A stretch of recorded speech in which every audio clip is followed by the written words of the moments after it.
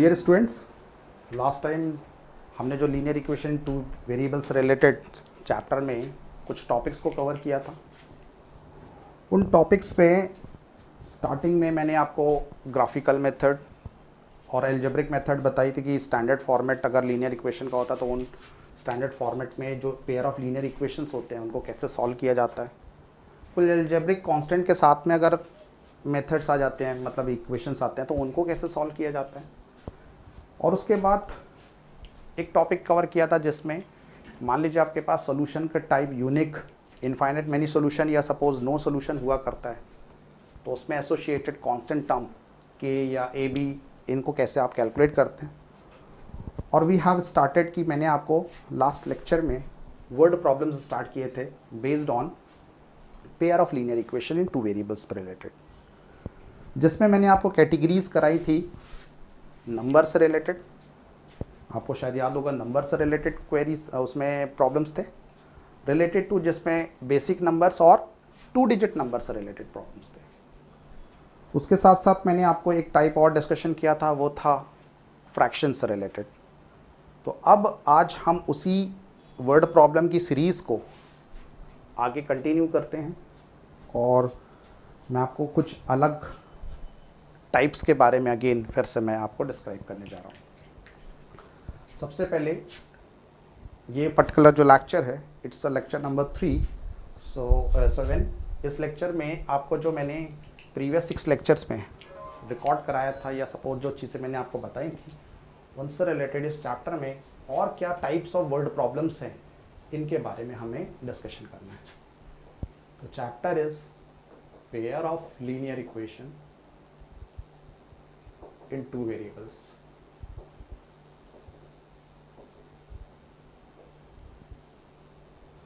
इसमें जो हमें डिस्कशन करना है, जैसे मैंने 2 टाइप आपको डिस्कशन कर दिया था ए और बी नाम से, जिसमें मैंने बताया था आपको नंबर्स, 2 डिजिट नंबर्स और फ्रैक्शंस रिलेटेड।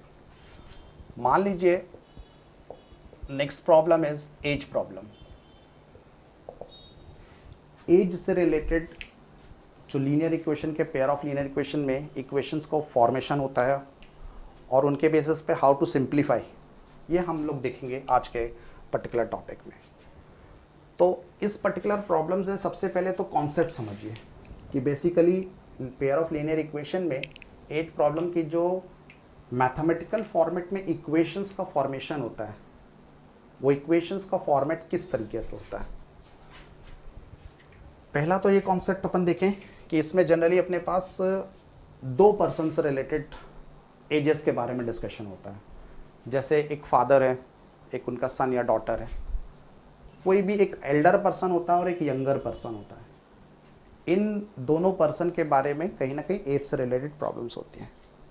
तो वैसे ऐसा कोई कंपल्शन तो नहीं है कि इसमें क्या कॉन्सेप्ट कि एल्डर और यंगर पर्सन को, फिर भी हम जनरली एल्डर पर्सन की एज को जो है जनरली हम लोग x ईयर्स मानते हैं, और जो यंगर पर्सन होता है, ठीक है, this is younger person, younger person की जनरली हम लोग एज को क्या करते हैं, y ईयर्स मानते हैं। पहला तो काम यह कि हालांकि आप किसी भी पर्टिकुलर पर्सन की एज को x या y अज्यूम कर सकते हैं, बट यंगर पर्सन को y और एल्डर पर्सन को जनरली x माना जाता है। दूसरा होता है कि ये दोनों जो एजेस हैं ये जनरली उनकी प्रेजेंट एजेस को कंसीडर करते हैं।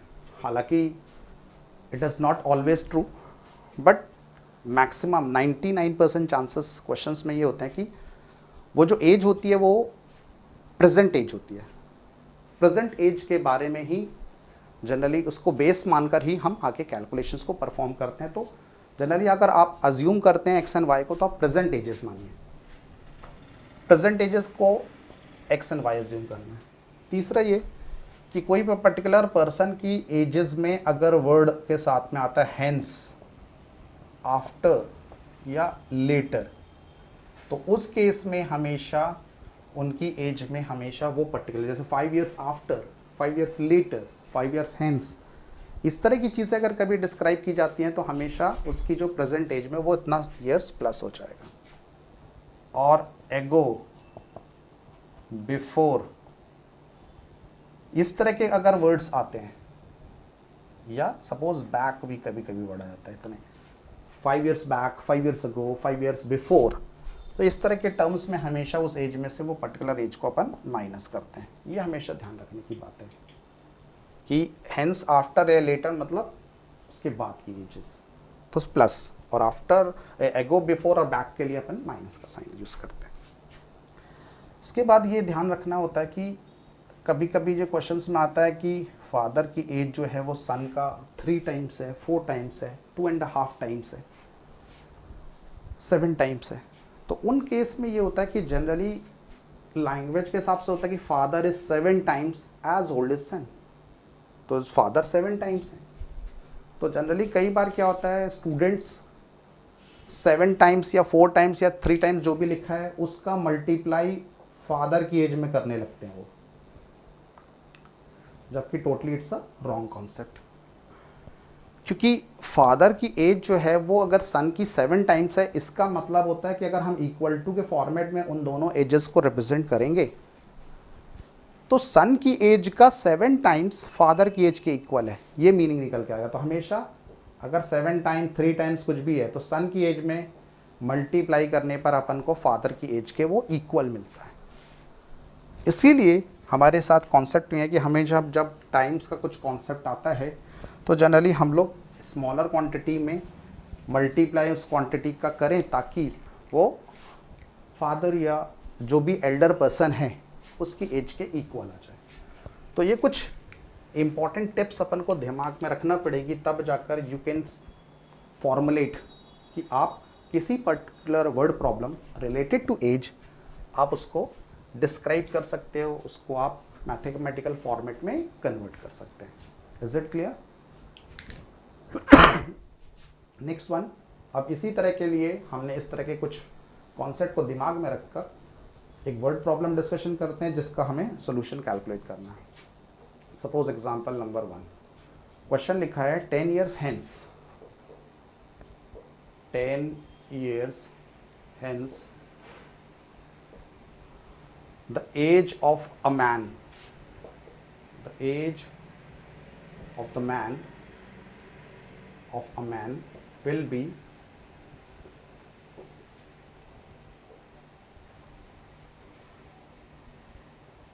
2 times, या we can say twice the age of his son। एक फादर की एज 10 साल के बाद उसके सन की एज की ट्वाइस हो जाएगी। और 10 ईयर्स है तो सेकेंड कंडीशन लगी हुई है कि 10 years ago the man was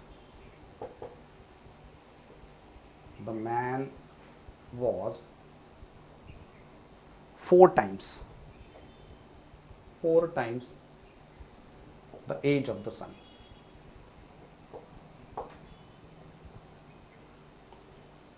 Age of his son। So find their percentages।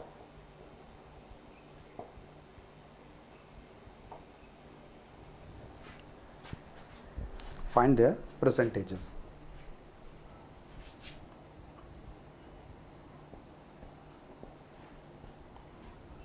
तो ये प्रॉब्लम है कि जिसमें बोला गया कि 10 years hence, 10 years बाद में अब मैं एक मैन की एज जो है उसके अपने सन की एज की ट्वाइस हो जाएगी। और 10 साल पहले की अगर बात करें तो वो मैन जो है वो 4 टाइम्स था अपने सन की एज के। तो आपको बताना है दोनों की प्रेजेंटेजेस क्या होंगी, ठीक है? तो इज इट क्लियर? इसमें 2 पर्सन है, अगेन ये फादर एंड द सन। तो जैसे मैंने आपको बताया था, सबसे पहले अजम्पशन लेना पड़ेगा कि हमें वेरिएबल्स लेट करना है एक age of the father on son से रिलेटेड। तो लेट करेंगे, let present age of father be x years. मान लीजिए फादर जो है अभी इस समय एक्स ईयर्स के हैं, and present age of the son, उसके जो सन की एज है मान लीजिए सपोज अभी वाई ईयर्स है।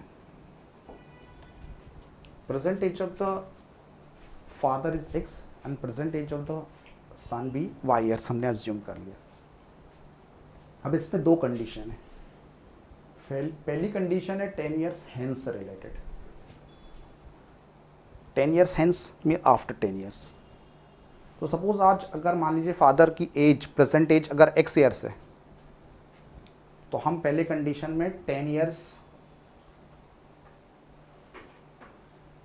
हेंस के बारे में बात करें। हेंस मतलब आफ्टर 10 ईयर्स के बाद में कंडीशन क्या होगी? अगर मान लीजिए आज फादर x ईयर्स के हैं, this imply the age of father, age of the father will be कितना हो जाएगा? तो जैसे मैंने आपको बताया था कि उस एज में उतना ईयर्स अपन प्लस कर देंगे, तो फादर की एज हो जाएगी x plus 10 years. At present father हैं x ईयर्स के, after 10 years he will become more than 10 years, that is x plus 10 years के हो जाएंगे।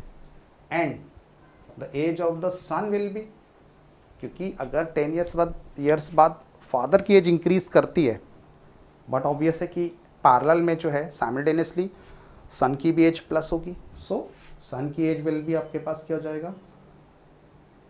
That is y plus 10 years, क्योंकि present age of the son is क्या था? y years था। दोनों की प्रेजेंट एज और दोनों की पहली कंडीशन जो 10 ईयर्स हेंस पे लगी हुई है, हमने उसको डिस्क्राइब किया। अब रिलेशन क्या है? 10 ईयर्स बाद उनकी एजेस में क्या रिलेशन है? Age of the man will be, यानी जो पर्टिकुलर मैन है या फादर है, हमने अगर उसको मैन या फादर मान लेते हैं, मान लीजिए सपोज इस क्वेश्चन में, तो फादर की एज जो है, तो उस केस में 10 ईयर्स के बाद में जो कंडीशन अप्लाई हो रही है यहाँ पर वो है कि फादर की age after 10 years he will be twice age the age of his son. मतलब फादर की एज जो है वो सन की एज का ट्वाइस हो जाएगी। आफ्टर कब? आफ्टर 10 ईयर्स के बाद में। This implies after 10 years father की एज कितनी है? x plus 10 is equals to या विल बिकम इक्वल टू कितना? सन की एज का ट्वाइस। सन की एज का ट्वाइस, सन की एज का ट्वाइस हो जाएगा।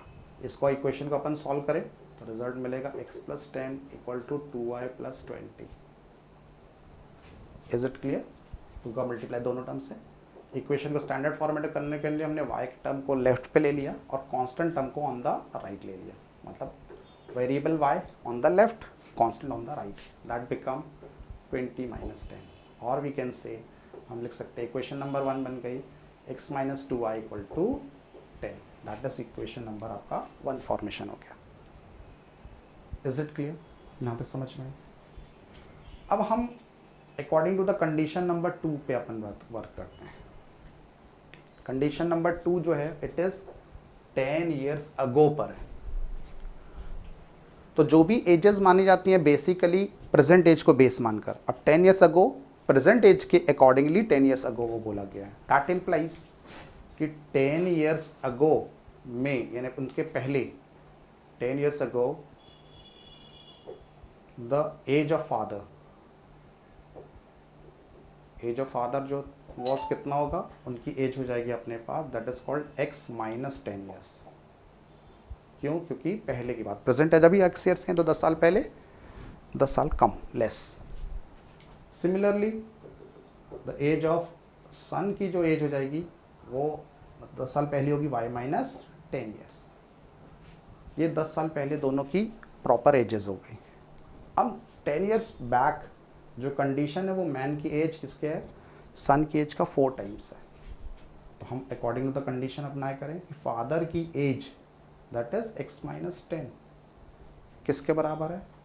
4 times of the age of the son. जैसे मैंने आपको बताया कि हमेशा जो यंगर पर्सन होता है 4 टाइम 3 टाइम्स उसी के साथ में मल्टीप्लाई करेंगे तो ये जो एज होगी वो फादर के एज के इक्वल आ जाएगी, बिकॉज ये इक्वल टू का साइन है। इक्वेशन फॉर्म करना है, लेफ्ट हैंड साइड और राइट हैंड साइड पे quantities should be the same one. So son younger person में अपन मल्टीप्लाई करेंगे तो रिजल्ट मिलेगा एल्डर पर्सन की एज के बराबर। That implies x minus 10 will be equal to 4y minus 40। ये अपन ने मल्टीप्लाई कर दिया। स्टैंडर्ड फॉर्मेट बनाएंगे तो वेरिएबल्स को हमें एक साइड पर, constant on the other side, minus 40 plus 10, that become final equation बनी x माइनस में 4y इक्वल टू माइनस का 30, दैट इज इक्वेशन नंबर 2। ये दोनों इक्वेशंस अपन को दोनों कंडीशन से फॉर्मेशन हो गई है। अब आपका काम है इसको सिंप्लीफाई करना, फाइनल रिजल्ट निकालना। दोनों क्लियर होंगी आई थिंक सो, दोनों जो पर्टिकुलरली इक्वेशंस हैं जिनको हमने फॉर्म किया था।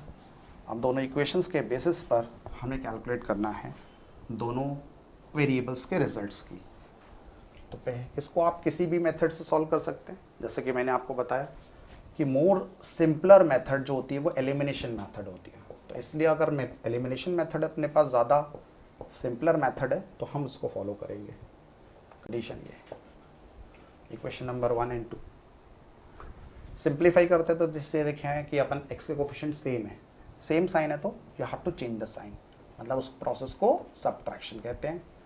साइन चेंज किया अपन ने, इस तरह से बन गया साइन, माइनस इसका माइनस का प्लस और ये माइनस का अगेन प्लस। ये दोनों अपोजिट साइन कैंसिल हो गए। इस 2y का साइन माइनस है और 4y का साइन क्या है, that is equal two plus है। तो 2y का साइन माइनस है, 4y का साइन प्लस है। तो मैंने आपको बताया कि अपोजिट साइन हमेशा क्या होते हैं, सब्ट्रैक्ट होते हैं। सो 4 माइनस 2 दैट बिकम 2y हो जाएगा।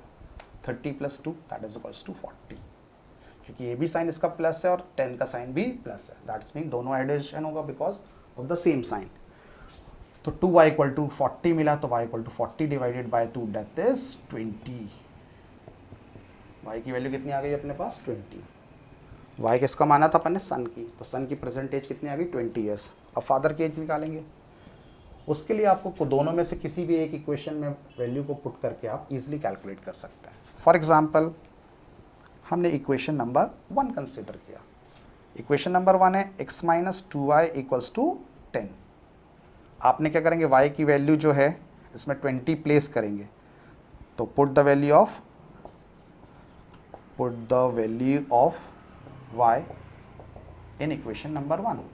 अपन को क्या रिजल्ट मिलता है, देखिए x माइनस 2y, y का मतलब हो गया दैट मीन्स 20 है, y इज 20। तो y को अगर हमने 20 प्लेस किया तो रिजल्ट बिकम 20 2 है ना, 2 इंटू 20। तो ये हो गया x minus 40 is equals to 10। और वी कैन से x की वैल्यू क्या होगी, माइनस 40 को शिफ्ट करेंगे तो 10 plus 40। This implies x equals to 50। x equals to 50। This implies कि हमारे पास जो दोनों वेरिएबल्स हैं इनके रिजल्ट आ चुके हैं। x डिनोट कर रहा है present age of the father को, y डिनोट कर रहा है present age of the son को, और फाइनली रिजल्ट अपन को मिला। This implies present age of father की जो प्रेजेंट एज है वो कितनी हो जाएगी, 50 years, and present age of the son will be equal to 20 years. तो ये रिजल्ट अपने पास मिल चुका है। Is it clear? जैसे कि मैंने आपको लास्ट लेक्चर में भी बताया था कि इस तरह के जो वर्ड प्रॉब्लम्स होते हैं इनको आंसर जो भी आपके पास आया, सोल्यूशन जो भी आया, इनको क्रॉस चेक भी कर सकते हैं, वेरीफाई भी कर सकते हैं। जैसे कंडीशंस थी कि 10 साल के बाद में उनकी एज में ट्वाइस का रिलेशन था। तो अगर मान लीजिए present age of the father अभी इस समय 50 ईयर्स के हैं, तो 10 साल बाद हो जाएंगे 60 ईयर्स के फादर, और अभी प्रेजेंट एज सन की 20 ईयर्स है। आफ्टर 10 ईयर्स सन जो हो जाएगा वो 30 ईयर्स का हो जाएगा। तो आपको दिख रहा है कि दैट इज अगेन फादर जो है वो सन से डबल है। क्लियर? पहली कंडीशन ट्रू हो गई इस एज को लेकर। दूसरी कंडीशन थी कि 10 ईयर्स अगो, पहले उनकी एजेस में क्या रिलेशन था, तो 4 टाइम्स था। तो 10 साल पहले फादर जो है वो 50 माइनस 10 यानी 40 के हो जाएंगे, और सन जो है 10 ईयर्स बैक कितने ईयर्स का होगा, 10 ईयर्स का, because 20 minus 10 that is equal to 10। तो रिलेशन अगेन देख रहे हैं आप, 4 टाइम्स का रिलेशन है। तो यहाँ पर बिल्कुल क्रॉस चेक हो गया, वेरीफाई हो गया कि आपका आंसर बिल्कुल एग्जैक्टली करेक्ट है। तो यहाँ पर immediately you can cross check your results also. आप उसी समय क्या कर सकते हैं, रिजल्ट को क्रॉस चेक भी कर सकते हैं। तो it is very very important कि इन क्वेश्चंस में आप इमीडिएटली सोल्यूशन को चेक भी कर सकते हैं, वेरीफाई कर सकते हैं। तो this is your first question regarding your age problem से रिलेटेड। तो I think so it's clear हुआ होगा आप सभी को। Now come to the question number 2। इसी एज प्रॉब्लम से रिलेटेड वन मोर एग्जाम्पल अपन डील करते हैं। इट्स क्वाइट, थोड़ा सा मैं एक डिफरेंट एग्जाम्पल को कंसिडर कर रहा हूँ यहाँ पर, क्योंकि कॉमनली इसी तरह के एगो आफ्टर वाले क्वेश्चंस जनरली होते हैं, और उन क्वेश्चंस में बहुत कुछ इसी तरह का पैटर्न फॉलो किया जाता है। एग्जाम्पल नंबर 2 थोड़ा सा डिफरेंट, इसमें अपन ने क्या कंसिडर किया, लिखा है कि again the present age of the father, एक फादर है, उनकी प्रेजेंट एज जो है वो ट्वाइस यानी 2 times the sum of the edges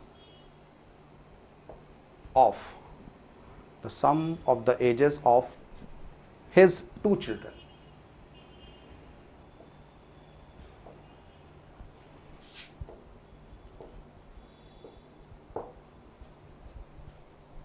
दो चिल्ड्रन की एज के प्लस के बराबर का ट्वाइस फादर की एज है, मतलब उन फादर के 2 चाइल्ड हैं, 2 चिल्ड्रंस हैं, और दोनों चिल्ड्रन की एज का सम का ट्वाइस अभी फादर की प्रेजेंट एज के बराबर है। ये one condition is there. Second condition है आफ्टर 20 ईयर्स के बाद में कंडीशन क्या लग रही है, his age will be equal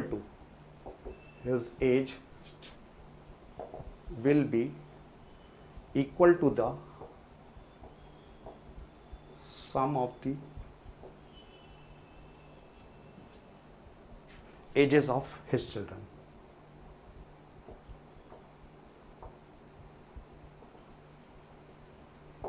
Find the present age of the father की प्रेजेंट एज बताइए। थोड़ा सा डिफरेंट क्वेश्चन, उसका रीज़न बीइंग कि नॉर्मली तो 2 पर्सन के बीच में होता है रिलेशन एज का, और उनमें ट्वाइस और आफ्टर और बिफोर के एजेस से रिलेटेड जो पहले हमने लास्ट क्वेश्चन किया था उसमें बहुत हद तक आपको कॉन्सेप्ट क्लियर हो गया।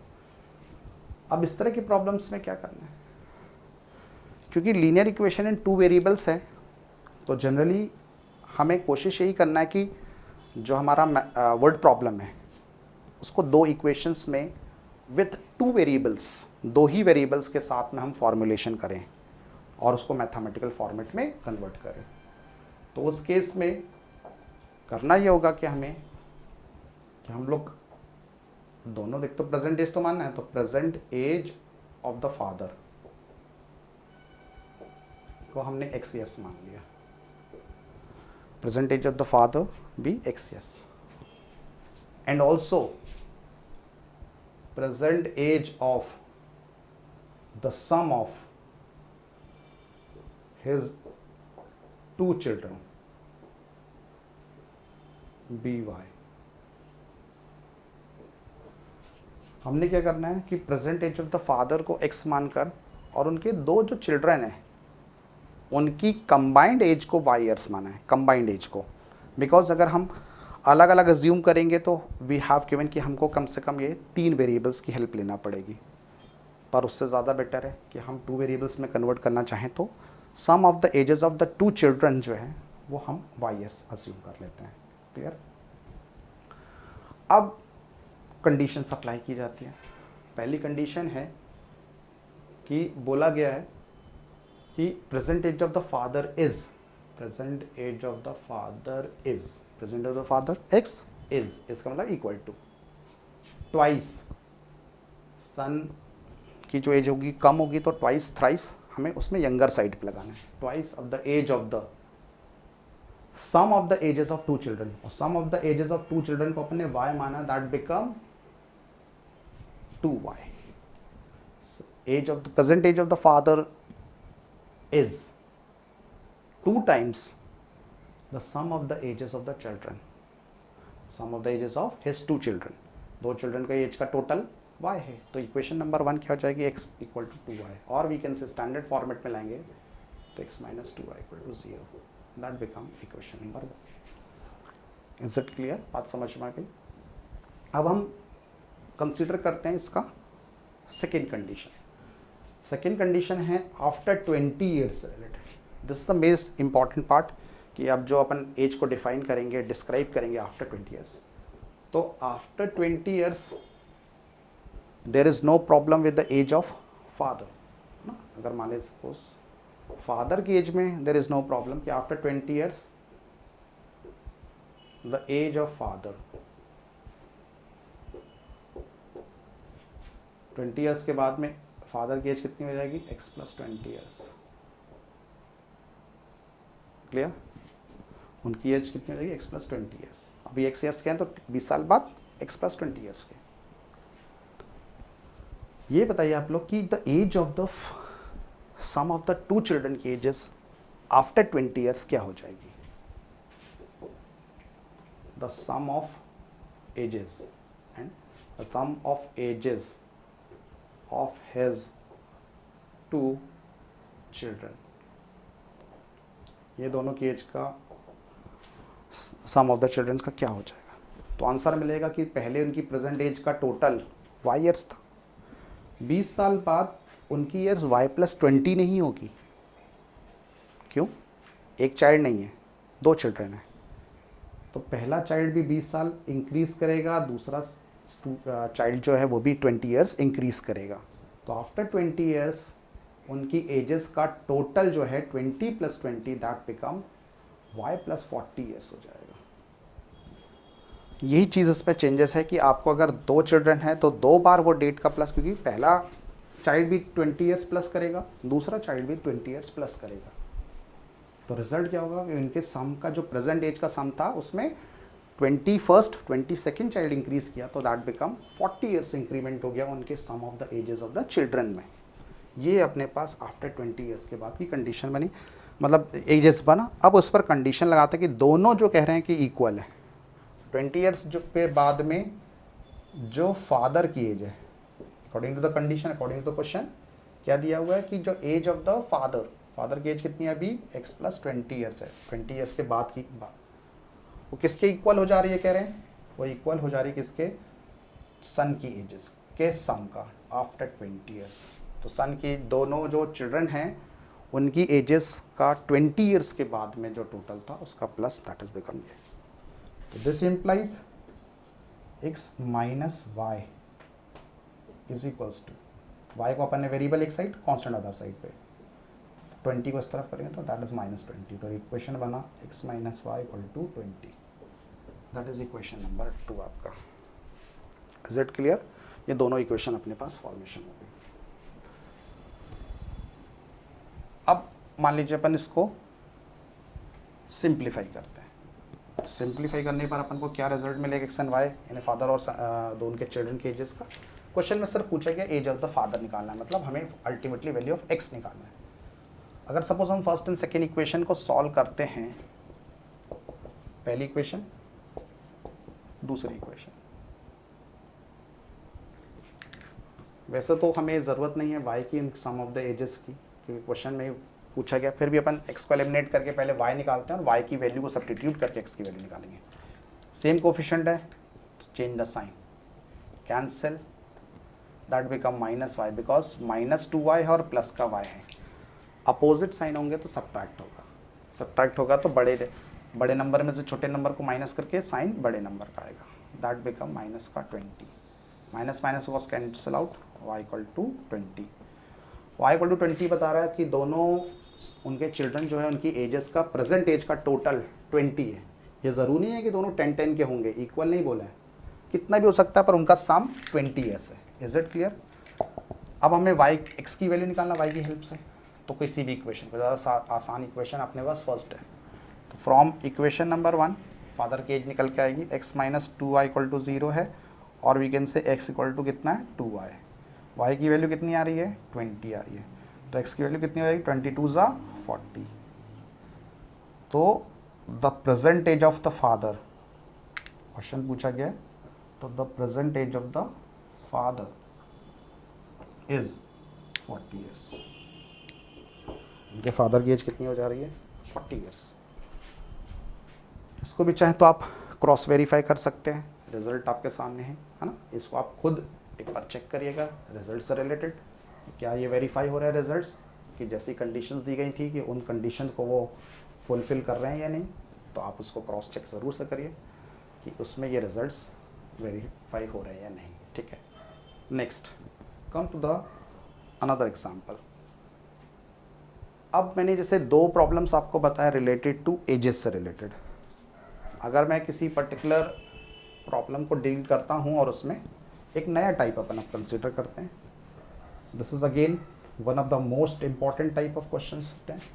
उस कैटेगरी में अपन देखें कि लाइक इन अलग कैटेगरी में अभी तक एज प्रॉब्लम से रिलेटेड किए थे हमने क्वेश्चंस को सॉल्व। अब हम देखते हैं कि मान लीजिए कुछ other problems like category number 4th that is D, it is related to, we can say कि हम ये कह सकते हैं कि ये क्वेश्चन स्पीड एंड टाइम से रिलेटेड है। मान लीजिए स्पीड एंड टाइम से रिलेटेड 4th कैटेगरी,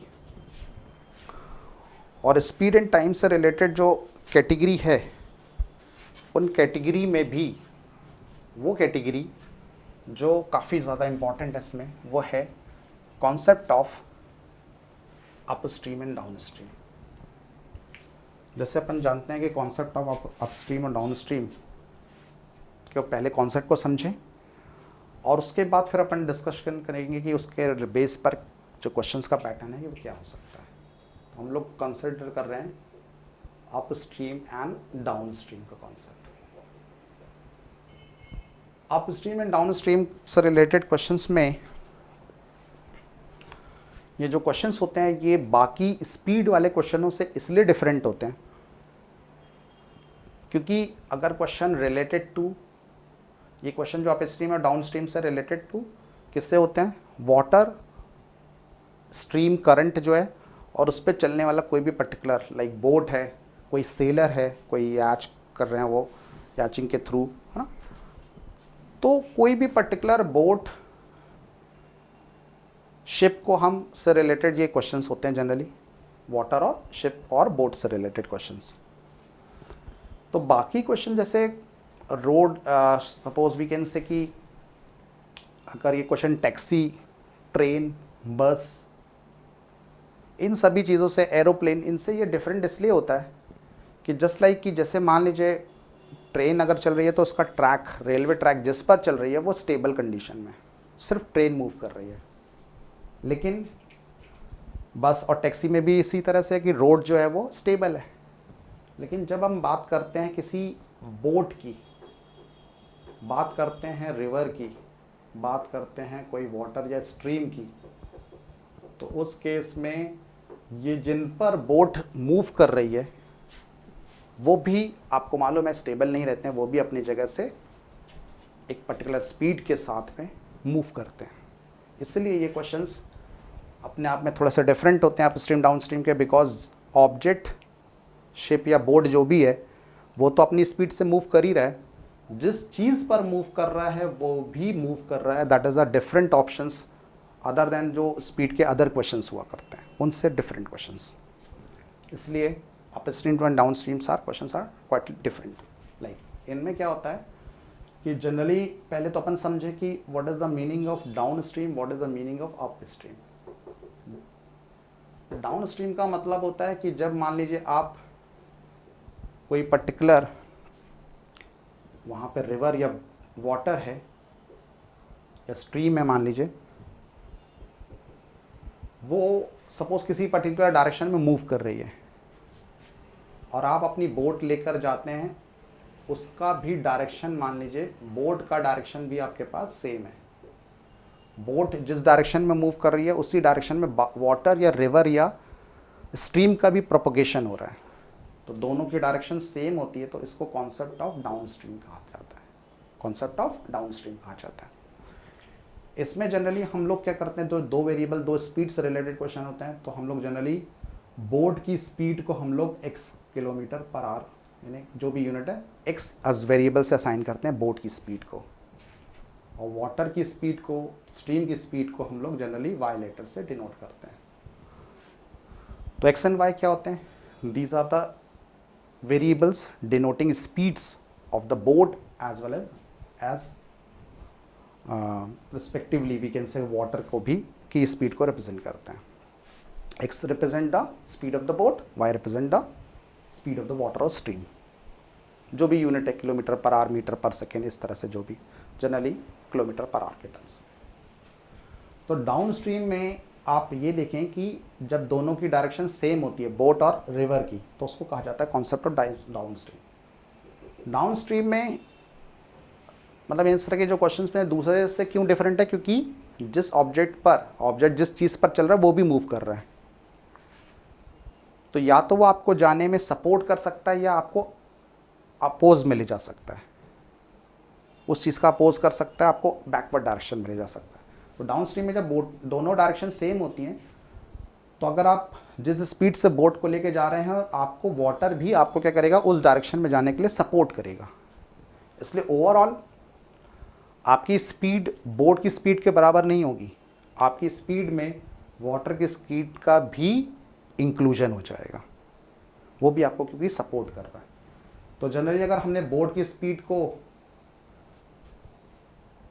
x माना है और वाटर की स्पीड को y माना है, तो जो उनकी इफेक्टिव या अपन कह सकते हैं टोटल जो स्पीड होगी इन केस ऑफ डाउन स्ट्रीम में, वो जनरली हमारे पास डिनोट की जाती है x + y km/h से। इफेक्टिव स्पीड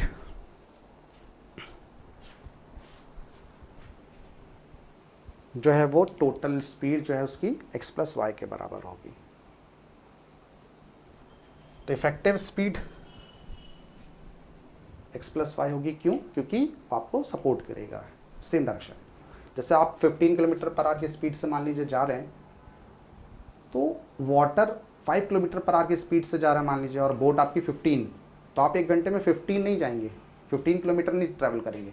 आप 1 घंटे में आपकी जो जर्नी कवर होगी वो 20 किलोमीटर्स, क्योंकि 15 आपका काम है और 55 आपको वाटर जो है, स्ट्रीम जो है आपको सपोर्ट कर रही है। 1 घंटे में वो स्ट्रीम, अगर आप मान लीजिए कुछ भी नहीं कर रहे हैं, आप सिर्फ बोट पे बैठे हैं, तो 5 km/h की स्पीड से अगर वाटर उस डायरेक्शन में जा रहा है जिस डायरेक्शन में आपको जाना है, तो 5 किलोमीटर अगर की स्पीड से जा रहा है तो 5 किलोमीटर तो आपको बट ऑब्वियस वो मूव करा देगा। तो ये क्या होता है, सपोर्टिव हैंड होता है जब सेम डायरेक्शन होती है, तो उसको कॉन्सेप्ट ऑफ डाउन स्ट्रीम कहते हैं। आई थिंक सो समझ में आया होगा। जस्ट अपोजिट कॉन्सेप्ट होता है कॉन्सेप्ट ऑफ अप स्ट्रीम का। अप स्ट्रीम में क्या होता है कि मान लीजिए आप वाटर जिस डायरेक्शन में मूव कर रहे हैं, आप बोट लेकर जा रहे हैं और बोट की डायरेक्शन उसकी अपोजिट है। ये आपका बोट है और उसकी डायरेक्शन, और ये आपके पास वाटर है, दोनों की डायरेक्शन क्या है, अपोजिट है। तो इसको कॉन्सेप्ट ऑफ अप स्ट्रीम कहते हैं। इसमें जो आपकी नेट या टोटल या इफेक्टिव स्पीड जो होती है वो दोनों स्पीड के डिफरेंस के बराबर होती है, दोनों के डिफरेंस, क्योंकि वो उसको अपोज करता है। कि जैसे आप 15 km/h की स्पीड से बोट लेके जा रहे हैं, 5 किलोमीटर की स्पीड से वाटर जो है रिवर्स डायरेक्शन में उसको मूव कर रहा है, तो आपने 15 आगे पुश किया और आपको पुल कर दिया उन्होंने वापस बैकवर्ड डायरेक्शन में 5 किलोमीटर, तो आप इफेक्टिवली 15 - 5 10 ही किलोमीटर चल पाएंगे। तो ये दोनों के डिफरेंसेस, स्पीड के डिफरेंसेस के बराबर आपकी टोटल स्पीड होती है, इफेक्टिव स्पीड। तो ये अप स्ट्रीम और डाउन स्ट्रीम का कॉन्सेप्ट है।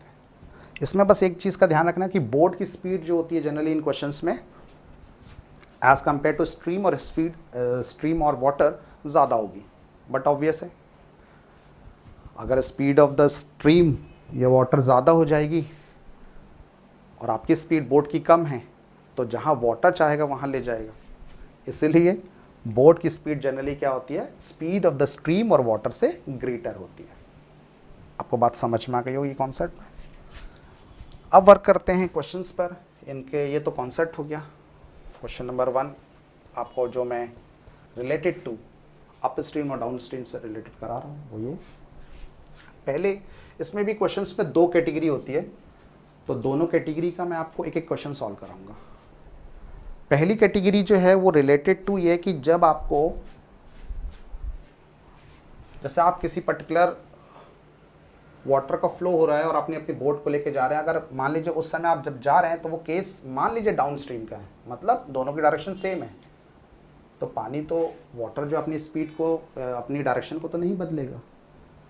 लेकिन क्या होता है कि आप जब रिवर्स रिटर्न होते हैं मान लीजिए, तब वो केस अपोजिट हो जाता है। मतलब अगर जाते समय डाउन स्ट्रीम का केस है तो लौटते टाइम उस समय अप स्ट्रीम होगा। या जाते समय अगर अप स्ट्रीम है तो लौटते समय डाउन स्ट्रीम होगा। तो पहला वो केस है जब आपको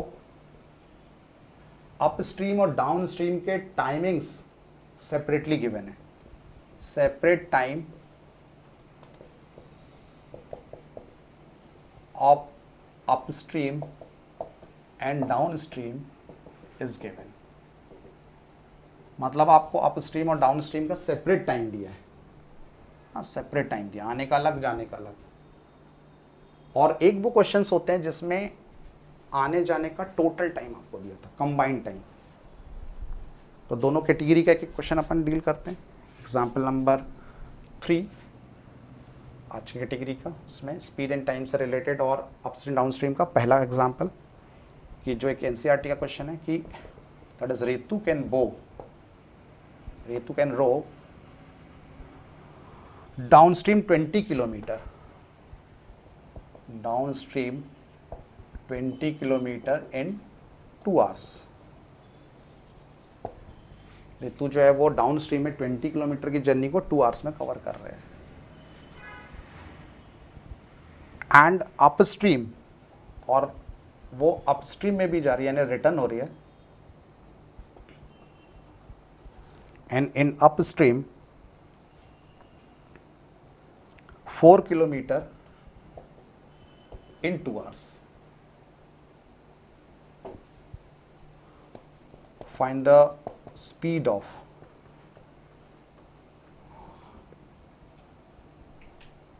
rowing in still water and speed of the current.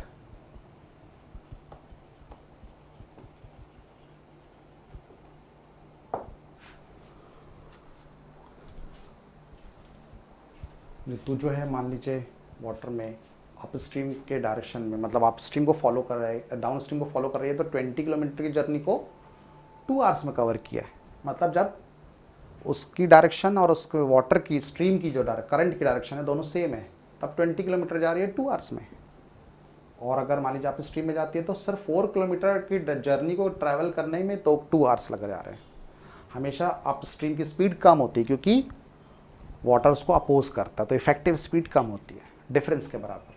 Down stream में क्या होगा कि आप कम टाइम में ज़्यादा डिस्टेंस ट्रैवल कर सकते हैं क्योंकि वाटर आपको सपोर्ट कर रहा है। सो इससे अपन को कैलकुलेट करना है स्पीड ऑफ द ऋतु की, जो रोइंग की स्पीड है। अगर मान लीजिए इन स्टिल वाटर मीन्स पानी अगर रुका हुआ था तो नॉर्मली वो उसकी जो बोट है या शिप है उसको ले जा रहे हैं, तो वो उसके स्पीड, ठीक है। तो इसके लिए हमने क्या किया, सबसे पहले जैसे जनरली 2 वेरिएबल्स वही अगेन अज्यूम करना है। The speed of the rowing is x kilometre per hour in still water, in still water is x kilometre per hour. और speed of the current, speed of the current जो है वो हमने इसको मान लिया, suppose it is equals to be y kilometre per hour. उसकी speed, Ritu की speed x kilometre per hour और करंट और वाटर की speed y kilometre per hour. In case of down stream, अपन जानते हैं डाउन स्ट्रीम में जो टोटल स्पीड होती है वो जनरली होती है x plus y kilometre per hour. और जो अप स्ट्रीम में जो उनकी इफेक्टिव या टोटल स्पीड होती है वो क्या होती है, that is equals to x minus y kilometre per hour. ये बेसिक 4 स्टेप्स हर क्वेश्चन में up stream and down stream में फॉलो होंगे, क्योंकि ये बेसिक स्टेप्स हैं जो वेरिएबल को अजम्पशन करना है एज वेल एज हमें उनको उस पर्टिकुलर टाइप ऑफ क्वेश्चन के अकॉर्डिंगली डिफाइन करना है। अब सिंपल रूल कि हम जानते हैं, अब आगे जो कंडीशंस है उनके बेसिस पर इक्वेशंस बनाएंगे। जैसे कि हम जानते हैं कि स्पीड जो होता है वो डिस्टेंस अपॉन में टाइम होता है।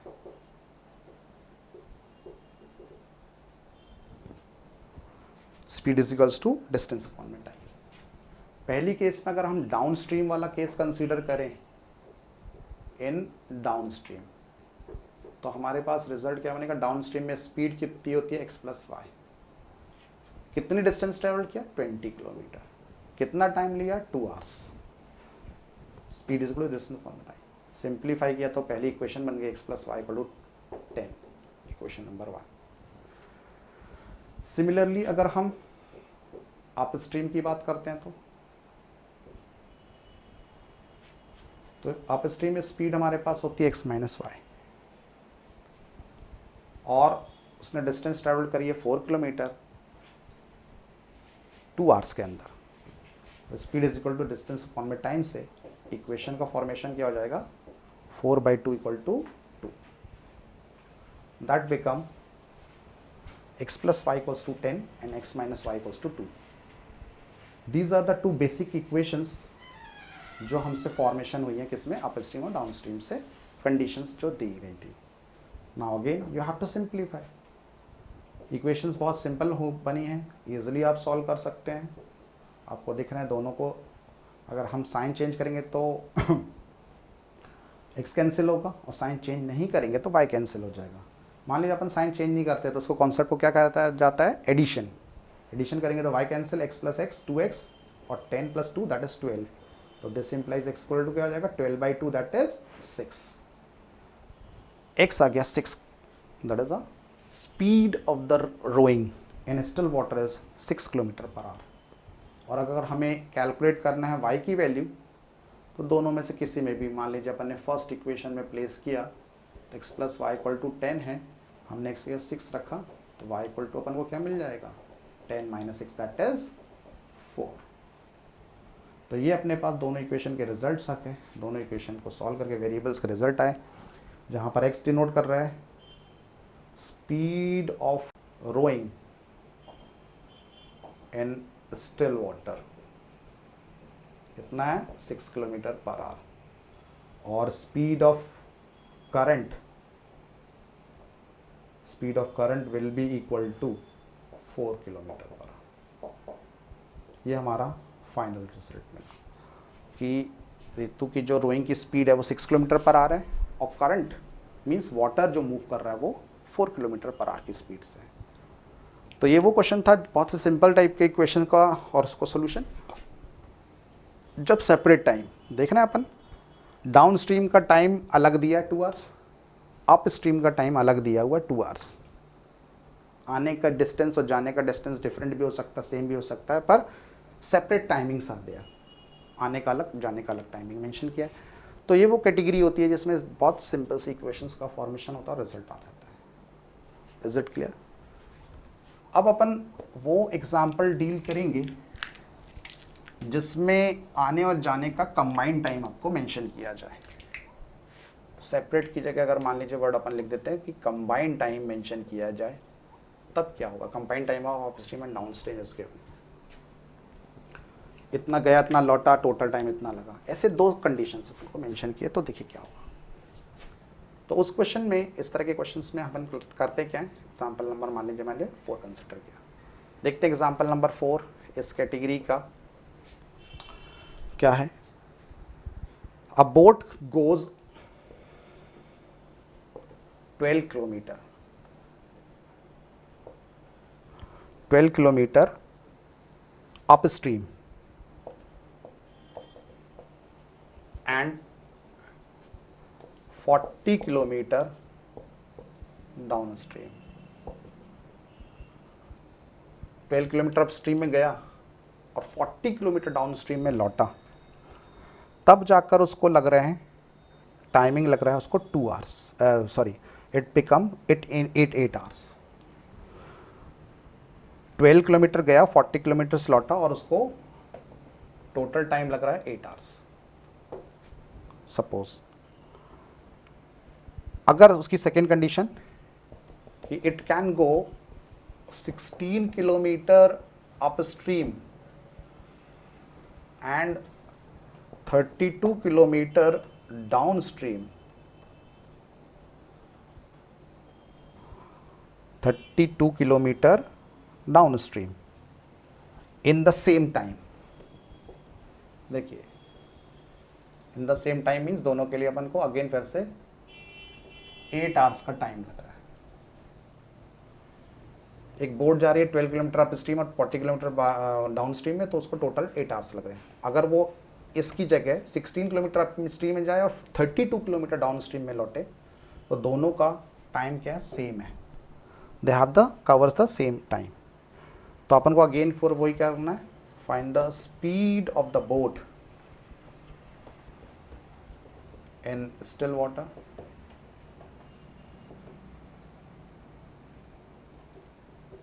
And speed of the water, और वी कैन से स्ट्रीम के बारे में अपन को कैलकुलेट करना है speed.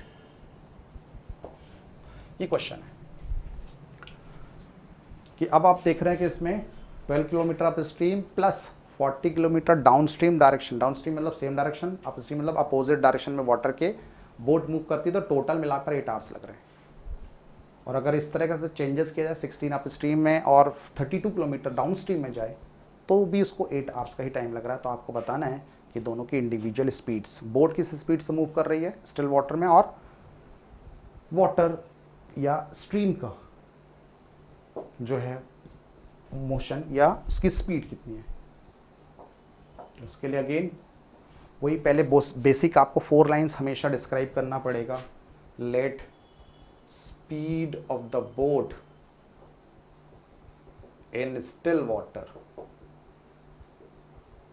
B x kilometre per hour, और लेट करिए speed of stream y kilometre per our.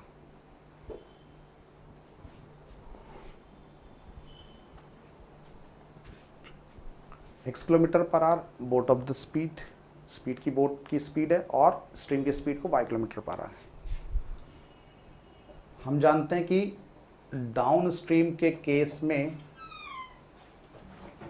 Speed of net जो उनकी टोटल स्पीड होगी वो क्या हो जाएगी अपने पास, दोनों स्पीड्स का सम अप या total, that is x plus y kilometre per hour. और इन केस अपस्ट्रीम में जो उनकी टोटल स्पीड होती है इससे डिनोट की जाती है दोनों की स्पीड के डिफरेंस से। तो दिस इंप्लाइज ये 4 बेसिक स्टेप्स या लाइंस अपने पास एज यूजुअल रहेंगी, जैसा कि हमारे प्रीवियस क्वेश्चन में भी था। क्लियर? अब हमें कंसिडर करना है इनके बेसिस पे what is the difference between combined time और सेपरेट टाइम। तो इनमें आपको जो टोटल टाइम मतलब इक्वेशन जो है, जैसे अपन को नॉर्मली जैसा दिया था speed is equal to distance अपन में टाइम, स्पीड के टर्म्स में इक्वेशन हमने बना ली थी टाइमिंग अपन ने लेकर। लेकिन यहाँ पर जो कंबाइंड टाइम जब दिया होता है तो हमेशा इक्वेशन जो बनती है वो इन टर्म्स ऑफ टाइम का ही फॉर्मेशन होना है, टाइम के फॉर्मेशन में, क्योंकि कंबाइंड टाइम है, हमें ये नहीं मालूम कि अप स्ट्रीम में कितना टाइम लगा, डाउन स्ट्रीम में कितना टाइम लगा, लेकिन कंबाइंड टाइम दिया हुआ है। दैट इम्प्लाइज हमारे पास जो इक्वेशन का फॉर्मेशन होगा वो टाइम के टर्म्स में, कि जैसे अपन जानते हैं कि स्पीड इज इक्वल्स टू होता है डिस्टेंस अपॉन में टाइम। तो वी कैन से कि हम ये कह सकते हैं कि टाइम विल बी, तो इनको इंटरचेंज कर लीजिए, therefore time will be equals to distance upon में स्पीड। इस पर्टिकुलर टाइम के टर्म्स में हमें कंबाइंड टाइम जब भी दिया था तो टाइम के टर्म्स में इक्वेशन का फॉर्मेशन होता है। तो अब अपन कैलकुलेट करेंगे कि 12 किलोमीटर अप स्ट्रीम में अगर बोट जा रही है तो उसको कितना टाइम लगेगा। तो time taken by boat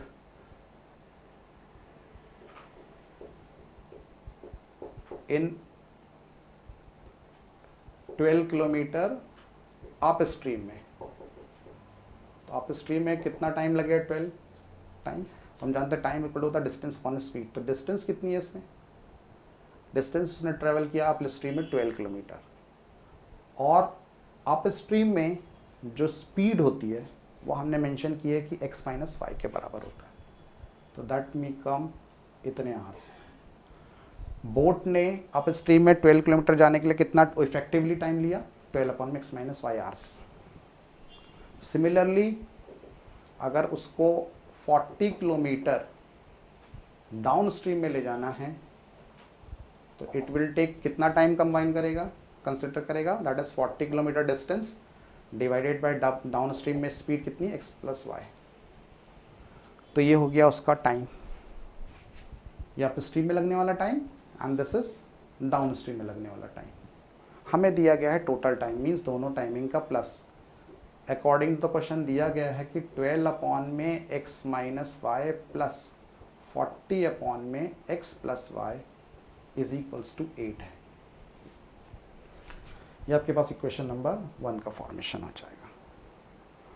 similarly second condition को अगर हम डायरेक्टली यूज करें कि 16 किलोमीटर अप स्ट्रीम में जा रहा है तो टाइम कितना लगेगा उसको, 16 अप स्ट्रीम में स्पीड कितनी है, x-y, और डाउन स्ट्रीम में कितना जा रहा है, 32 किलोमीटर। 32 किलोमीटर डाउन स्ट्रीम में गया तो डाउन स्ट्रीम में जो स्पीड है x+y और डिस्टेंस कितनी है, 32 किलोमीटर।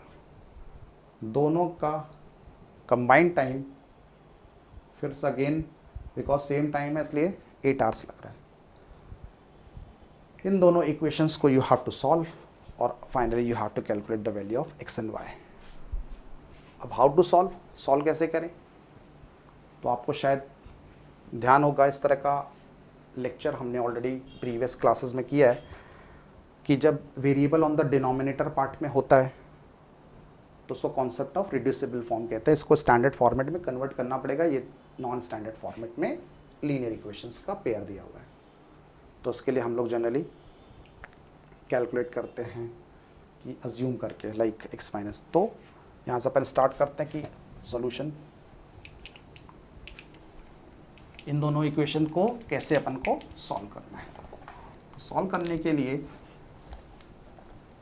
जैसे कि variable on the denominator part पे यहाँ पे अगेन फिर से, तो इसका मतलब क्या हुआ, दैट इम्प्लाइज कि हमें इसको रिड्यूसिबल फॉर्म यानी स्टैंडर्ड फॉर्मेट में कन्वर्ट करेंगे।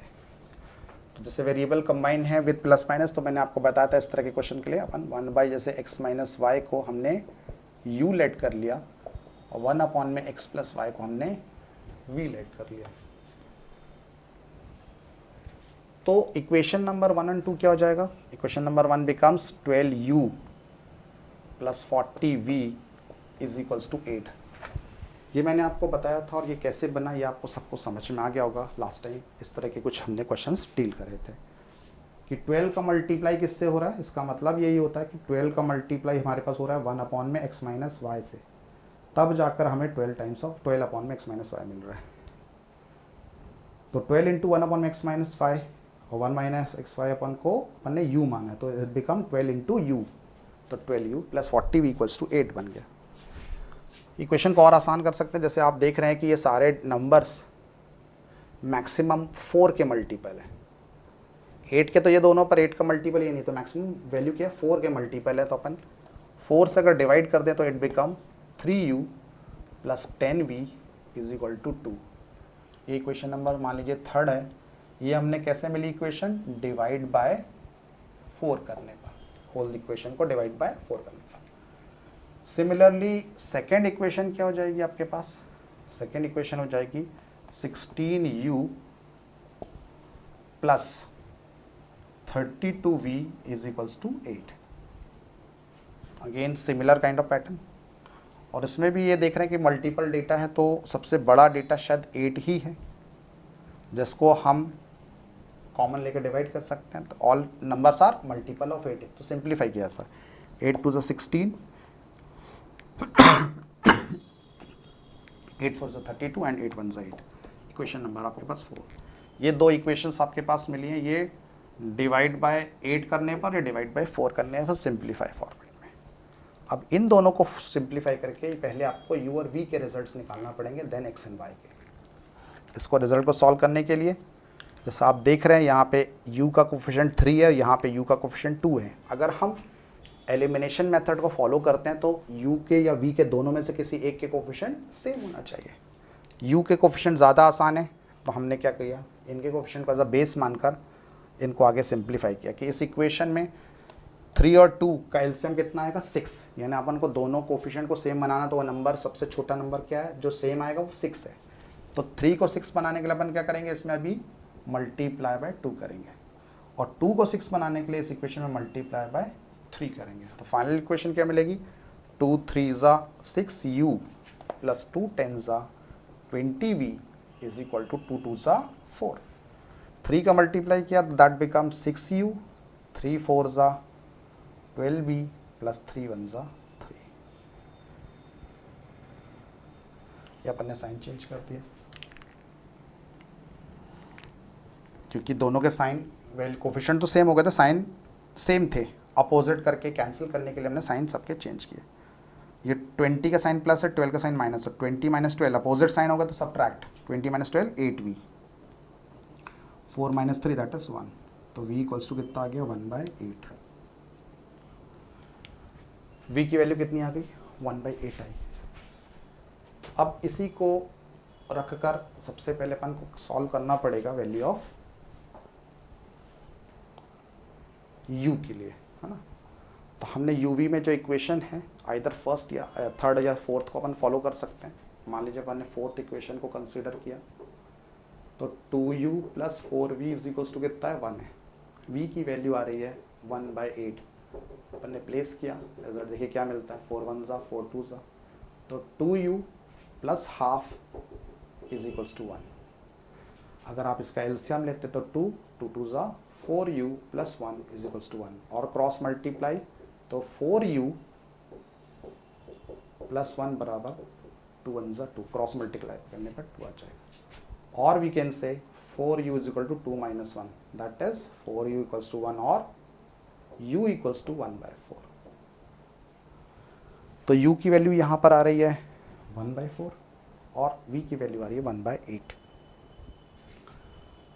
नेक्स्ट वन, हम ये जानते हैं कि अब इसको आगे सिंप्लीफाई करने के लिए u और v को, क्योंकि आपको आंसर्स x एंड y के टर्म्स में चाहिए, सो अगर इन चीज़ों को अपन ध्यान में रखते हैं तो हम फॉलो करते हैं कि u v को रखकर x y के टर्म्स में और सिंप्लीफाई करते हैं। तो जो हमने लेट किया था वो ये रिजल्ट है, 1 अपॉन में x माइनस वाई को हमने u माना था और u की वैल्यू जो आ रही है वो है 1/4। सो क्रॉस मल्टीप्लाई करने पर या कंपैरिजन करने पर इक्वेशन नंबर 5 जनरेट हुआ, x minus y equals to 4। And इसी तरह से हमने एक 1 अपॉन में x प्लस वाई को क्या माना था v, और v का रिजल्ट किसके बराबर है, v का रिजल्ट है आपके 1/8 के बराबर। सो क्रॉस मल्टीप्लाई करने पर x plus y equals to 8 आ गया, दैट इज इक्वेशन नंबर 6 आ गया। अब ये दो इक्वेशन जो आपको 5 एंड 6 मिले, आई थिंक सो क्लियर होंगे। इनको सिंप्लीफाई करके आपको x एंड y के रिजल्ट्स मिलेंगे। लाइक इक्वेशन नंबर 6 है x plus y equal to 8, 5 है x minus y equals to 4। दोनों को अपन क्या करते हैं ऐड कर देते हैं क्योंकि y का ऑलरेडी साइन चेंज है, cancel out, x plus x मिलकर 2x हो गया, 8 plus 4 12, this implies x equal to 12/2 that is 6 kilometre per hour. And y की वैल्यू निकालने के लिए अपन इक्वेशन नंबर मान लीजिए अपन ने 6 को फॉलो किया कि x plus y equal to 8 है, तो हमने x की वैल्यू 6 रखकर वैल्यू ऑफ y कैलकुलेट कर ली, तो y वैल्यू हो जाएगी 8 minus 6 that is equals to 2। यानी आपके पास जो बोट है ना, दैट इज जो बोट आपके पास गिवन है, उस बोट की स्पीड जो है ना, speed of the boat will be 6 kilometre per hour and speed of the stream, ये बोट ऑफ द स्पीड जो है वो स्टिल वाटर में कितना है 6 किलोमीटर पर आवर, और speed of the stream will be equals to 2 kilometre per hour. तो ये फाइनली रिजल्ट आया आपके पास। वी कैन से कि हम इस पर्टिकुलर रिजल्ट को सिंप्लीफाई कर सकते हैं।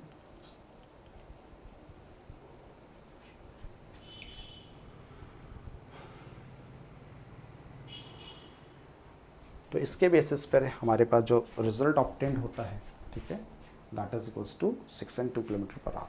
तो ये अपने क्वेश्चन को देखा कि इसमें स्टिल वाटर और स्पीड के टर्म्स में अगर हमारे पास कोई क्वेश्चन दिया जाए तो हम उसको सॉल्व करने के लिए किस तरह से अप्रोच करते हैं। ये जब कंबाइंड टाइम दिया जाता है तब रिड्यूसिबल फॉर्म का फॉर्मेशन होता है, क्योंकि variables on the denominator part पे आते हैं, और उसके बाद अपन को एक proper substitution with new variables के साथ में इक्वेशन को स्टैंडर्ड फॉर्मेट में लाके सिंप्लीफाई करके दोबारा एक्स एंड वाई में उन रिजल्ट्स को प्लेस करना है और आंसर अपन को कैलकुलेट करना है। Again speed and time, work and time, इससे रिलेटेड और some question related to geometry हम इन क्वेश्चंस को लेकर आएंगे और अगले सेशन में, अगले टाइम में।